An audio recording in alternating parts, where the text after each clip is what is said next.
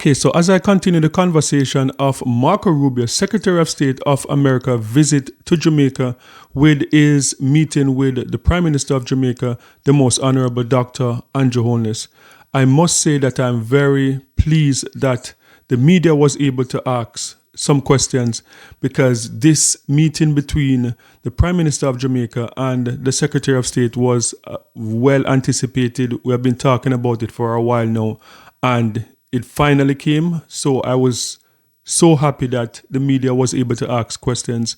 And three of the questions that I want to focus on today was three of my top questions that I was hoping that the media would get the opportunity to ask. And as I said, I'm pleasantly surprised that they did get the opportunity to ask these three questions. So the first question that I was anticipating that someone would have the opportunity to ask is about the Cuban medical program. And someone did ask that question to Marco Rubio. So this is what Marco Rubio had to say. Secretary Rubio, my question is, or questions in relation to the matter of the Cuban Medical Corporation program as well. So the medical mission has been a cornerstone of healthcare in Jamaica and the Caribbean for over 50 years, according to our foreign minister. How does the U.S. reconcile its stance on this program with the region's reliance on Cuban medical professionals, and what alternatives does it propose to ensure healthcare stability? Well, I think the first thing is to separate medical from the labor issues that we are pointing to. Okay, this is not about doctors. This is not about the provision of medical assistance. We have no problem with medical assistance. We have no problem with doctors. We have a problem, and I'm not speaking about Jamaica.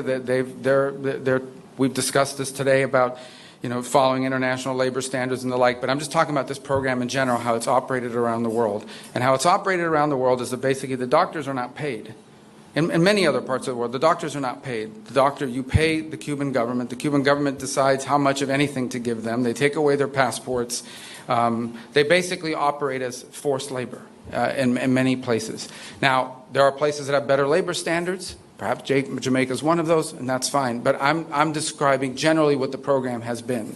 It has operated in that way in many parts of the world and placed these people in tremendous danger. And so I think we can all agree that the trafficking in labor, be they doctors or farm workers, is not something that we would want to be supportive of, and we find that to be an egregious practice on the part of the Cuban regime. Now, every country operates their program differently. And obviously, because of our relationship with Jamaica, we're going to engage with them on that and talk about it further and have a better understanding. Perhaps none of this applies in the way it's handled here. But generally, that's the problem with the program. It's not that they're Cuban doctors. It's that the regime does not pay these doctors, takes away their passports, and basically it is, in many ways, forced labor. And that we cannot be in support of. Again, not speaking about here in particular, but in general about the program. Okay, so that was Secretary of State Marco Rubio addressing the question about the Cuban medical program.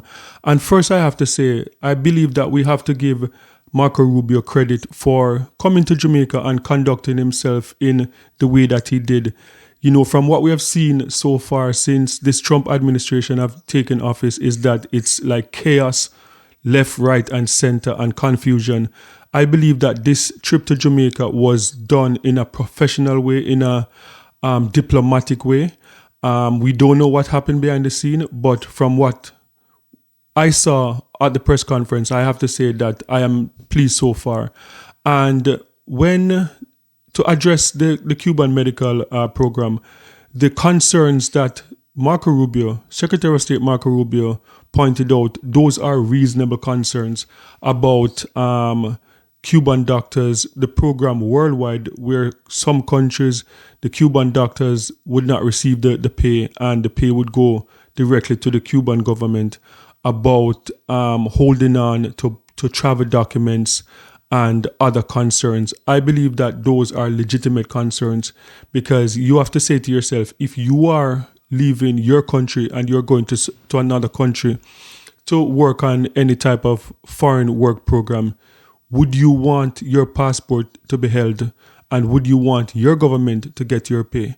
So we don't know the details. We saw the Foreign Affairs Minister and the Minister of Health in Jamaica said that, look, what they do in Jamaica is in line with international labor practice. So all we can hope for is that Jamaica is clear and that the Caribbean islands and the program with the Cuban medical doctors and nurses, that it's not what that came out about the Cuban government getting all their money and withholding of passport. And I have to add though, but even there are programs, different places in the world. I know there are some farm work programs where you go on these farm work programs and the office, they would hold on to your passport because of fear of you running off in their country. I know there are some programs like that, and I have experience of applying for a job in Dubai, and that was a part of the process, that when you go to Dubai, depending on where you're from, that your passport will be held on. And I did not want to do that, so I can understand if they're concerned, if Marco Rubio is concerned about this.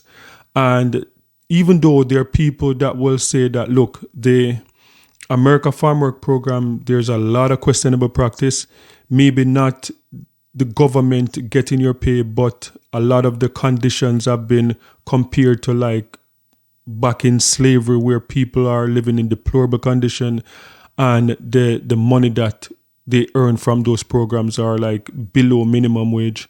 But, that is a different story. But I have to say that if these concerns are what the Marco Rubio and the Trump administration, that they are concerned about, I don't see how you can argue against that.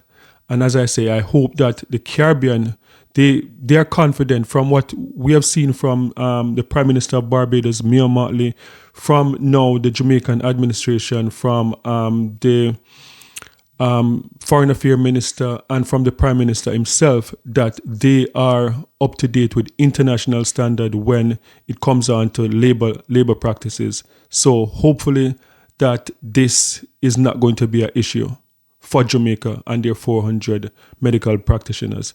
Here at Carib 21, I'm on a mission to showcase the vibrant culture and the breathtaking beauty of the Caribbean while showcasing our culture and what is trending.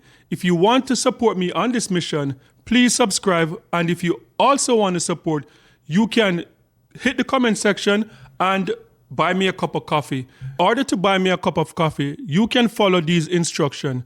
Just click more. You will see the link to buy me a cup of coffee. Click the link. You can purchase 1 or 2 cups of coffee, and you'll be helping me to fulfill this mission. Thank you.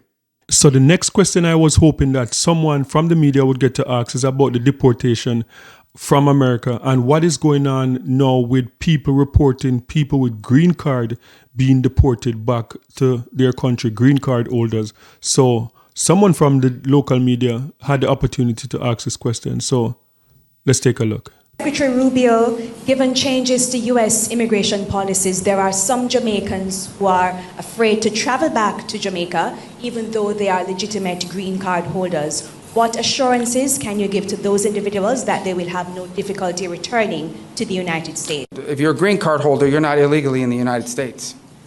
If you're a green card holder, you are legally in the United States. What the president has said, and I don't know how anybody can disagree with this, every country in the world has immigration laws. And immigration laws, if you don't enforce them, you don't have immigration laws.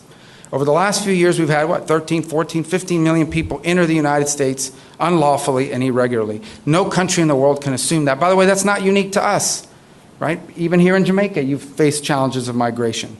And it's not that we don't sympathize with people that are leaving difficult circumstances. It's that no society can absorb mass migration from anywhere in the world. You just can't do it.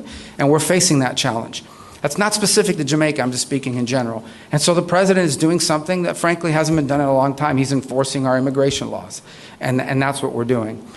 So if you're a green card holder, you're not illegally in the United States. I think the challenges for those who are illegally in the United States, we have to have immigration laws. They have to be followed. I mean, I don't know why that's an unreasonable demand.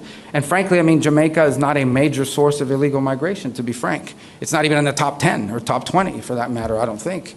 But that said, we are enforcing our immigration laws, because here's what happens if you don't. You'll get another 12 million people And if tomorrow Jamaica announced anybody who wants to come can come in, you're going to get a lot of people too, and you know it's going to be very disruptive. So we need to have immigration laws, and we need to enforce them, and that's what we are. That's what the president is doing. That's what he promised voters he would do, and that's what we're going to continue to do. But if you're a green card holder, you're legally in the United States, unless, and I say this because a lot of these people come, unless you're some student visa holder who's a sympathizer of some terrorist organization and is running around in our streets like a lunatic, burning down buildings and attacking students at universities. If you're one of these lunatics that's going to put on a mask over your face and break into a student union center and harass students, and we wouldn't have let you in the first place. If you had told us that, if you told us, I'm going to America not just to study at your university, but to tear up your campus, we would have never let you in. And if you do that, once you come into the United States, we're going to kick you out. We're going to do that. And I don't care what terrorist organization is supporting, we're going to kick you out. If you're a gang member, we're going to kick you out. Okay? If you're one of these violent gang members that's coming to the United States, then we're going to kick you out. That we're going to do. There's no doubt about it. But the president's very committed to that. And but if you're a green card holder and you're not any of these things, you're going to be fine. Okay, so that was Marco Rubio. And as I said, the same tone, diplomatic, not too aggressive in his answer. And when a part of the answer that, you know, he got aggressive, you can understand when he spoke about students coming from overseas and protesting and stuff like that. And for me, like I always tell anyone that when you are in someone else's country, whether you are a permanent resident or you are a green card holder or you know, you're on your way to citizenship or you're on some study visa, like you are walking on eggshell. So you have to be very careful. You can't commit crime. You have to be on your best behavior when you're in someone else's country. And I'm sure there have been green card holders that have been deported because that is not new. If you are a green card holder in America, if you're a permanent resident in Canada and you get involved in any type of crime, they have the right to deport you. So that is just it. When you are a green card holder, if you're not a natural born citizen of a country, you can get deported. You are never safe. Even if you're in the country for 30, 40 years, you can get deported. So just keep that in mind. And finally now, Haiti. Haiti was one of the things that I'm always curious about. What's the plan for America and what plans do they have for Haiti? And that question was asked to the Prime Minister of Jamaica about their contribution to what is going on in Haiti and what is the end game. So here we go. In terms of Haiti, the United States has been an incredible partner, in fact, the lead partner in ensuring that resources and organization is brought to the crisis in Haiti. In terms of what more could be done, I think we're at a phase in Haiti where there has to be a rapid expansion of the Haitian National Police, the HNP, in terms of the manpower and resources, because ultimately the HNP has to take on the gangs. The present holding situation that we have is not necessarily moving the situation forward as we would all like. So there would have to be a significant expansion in resources in support of the HNP to enable them to take on the gangs. In terms of Cuban doctors in Jamaica, let us be clear. The Cuban doctors in Jamaica have been incredibly helpful to us. Jamaica has a deficit in health personnel, primarily because many of our health personnel have migrated to other countries. We are, however, very careful not to exploit the Cuban doctors who are here. We ensure that they are treated within our labor laws and benefit like any other worker. So any characterization of the program by others certainly would not be applicable to Jamaica. We are ensuring that our program complies with all the international laws and standards to which we are a party to. Okay, so that was Dr. Andrew Holness, Prime Minister of Jamaica, addressing what is going on in Haiti and also about the Cuban medical program. And I must say, like, I've never been comfortable since CARICOM got involved in Haiti, and since Jamaica sent a few soldiers and police in Haiti. Like, I was never comfortable with that idea. Like, I believe that the people of Haiti need to be independent and need to be supported from the side, like whether it's sending in resources to support them, but to have their local people do the work. Because my concern is, if we send in like military or police force and we get involved and the people of Haiti did not agree on this, that the people of Haiti could be looking on Jamaica, their neighbors, differently, especially if they went in and they did damage in terms of the military or the forces. So I was never comfortable with it. I don't know what you think. Sound off in the comment section. Let me know if you are comfortable with CARICOM sending in forces into Haiti. I'm not comfortable with Kenya. Like, I'm not comfortable with Jamaica having forces there. The same way I wasn't comfortable with the UN peacekeeping force. I believe that to send in the money, send in people to help train the police or the military in Haiti and have them to do the groundwork instead of having outside interference, because it's obvious that the people of Haiti do not want outside people coming in, because we have seen the history of the UN peacekeeping forces in Haiti and the devastation that came from that. So, guys, sound off in the comment section and let me know what are your thoughts about Marco Rubio, the press conference in Jamaica, and that, Marco Rubio and Prime Minister Dr. Andrew Holness, they were willing to take some questions, to open themselves up to the media, asking some tough questions. Sound off and let me know what you think. And don't forget to like, share, and subscribe for more amazing content. And remember, peace. I'm out.